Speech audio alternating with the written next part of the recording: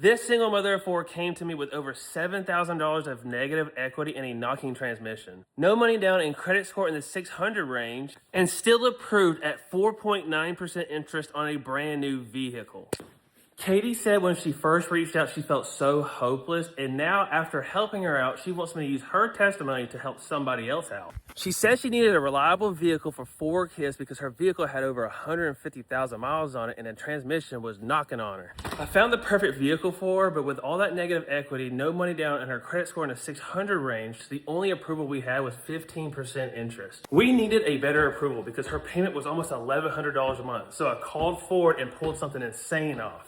With almost $4,000 off the vehicle, no fees at all, a little bit more money for her trade-in, we flipped that approval and got our 4.9% interest rate. Not only did I save her over $20,000 in interest, I also got her out of a vehicle with a bad transmission, no money down, and instead of Katie's payment being $1,100 a month, it was only $760 a month on a brand new vehicle. Katie, thank you so much for letting me use your story, and congratulations again on your brand new car. Let me know in the comments what your situation is and if you need help getting approved with negative equity. For more content like this, follow Corey Creates Deals.